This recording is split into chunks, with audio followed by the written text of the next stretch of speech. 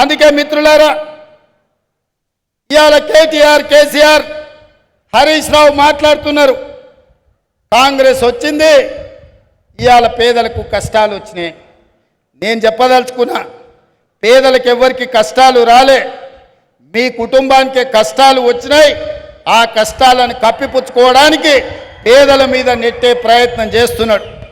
మన అసెంబ్లీలో మాట్లాడుతూ నేను కొన్ని ప్రశ్నలు అడిగి ప్రతిపక్ష నాయకుడు రావాలి అని సూచన చేస్తే కేటీఆర్ అన్నాడు, ఆయన రాడు, మేమే వస్తాం, బామార్దులమే సమాధానం చెప్తామని. టీవీలో చూసినట్టున్నాడు. 24 తారీఖు నాడు కేటీఆర్ మాట్లాడింది. 25 తారీఖు నాడు పొద్దున్నే 12 గంటలకు అసెంబ్లీ ఉంటే 11:30కి వచ్చి కూర్చున్నాడు కేసీఆర్. వీడు తిక్కలోడు, అసలే తిరణాలకు పోతే ఎక్కడానికి దిగడానికి సరిపోయింది అన్నట్లా వీడు ఏం చేసి వస్తాడో, వీడికి చేతికిస్తే ఇది ఎక్కడ పోద్దా అని వచ్చి పొద్దున్నే అసెంబ్లీలో కూర్చున్నాడు. అంటే కొడుకేమో రాడంటాడు, తండ్రి ఏమో పొద్దున్నే వచ్చి కూర్చుంటాడు. అంటే ఇవాళ వాళ్ళ మధ్యలో సమన్వయం లేదు. అధికారం కోల్పోయిన బాధ కొట్టొచ్చినట్టు కనిపిస్తుంది. అదే కాకుండా మన ఆయన మేడిగడ్డ గోదావరి ప్రాజెక్టులను పరిశీలించడానికి పోయిండు. మా దగ్గర బాలయ్య అనే డ్రైవర్ ఉంటాడు. వాళ్ళ కొడుకు అక్కడ ఇక్కడ హడావిడిగా తిరుగుతున్నాడు. వాడు 10వ తరగతి పాస్ అయింది, కానీ వాడికి ఏందో ఈ తిరుగుళ్ళు అలవాటు. ఊరికే టీవీ చూస్తున్నాడు. కేటీఆర్ ఉన్నాడా సార్ అంటుండు. ఎందుకురా అంటే, సార్ కేటీఆర్ గారికి సెల్ఫీలు దిగుడు, సెల్ఫ్ డబ్బా కొట్టుకున్నాడు అలవాటు. అసెంబ్లీలో నోరు జారుతాడు. ఆడ మేడిగడ్డ గోదావరి జిల్లాల కాలు జారిండు అనుకో, అండ్లబడి కొట్టుకపోతే లేనిపోని పని అవుతుంది అన్నాడు. మరి ఏం చేయాలంటే ఇది కూడా కష్టమే సార్.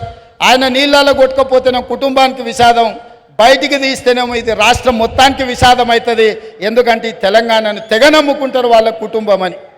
అందుకే ఈరోజు ఈ తెలంగాణ రాష్ట్రంలో ప్రజలని వంచినందుకు 2023లో ప్రభుత్వానికి రాకుండా బుద్ధి మారక, అహంకారం తగ్గక, అల్పం మాటలు మాట్లాడుతుంటే పార్లమెంటులో గుండు 0 ఇచ్చిండ్రు టీఆర్ఎస్కు. ఇప్పటికి కూడా వాళ్ళ బుద్ధి మారలే. ప్రభుత్వం చేస్తున్న సంక్షేమ కార్యక్రమాలకు, ప్రభుత్వం తీసుకుంటున్న నిర్ణయాలకు సంపూర్ణంగా సహకరించి ప్రతిపక్ష పాత్ర పోషించి ఈ ప్రభుత్వానికి సూచనలు ఇస్తే కనీసం పంచాయతీ ఎన్నికల్లో ఏమైనా వస్తుండే. కానీ ఇప్పుడు పంచాయతీ ఎన్నికలలో కూడా వాళ్ళకు వచ్చే అవకాశం లేదు.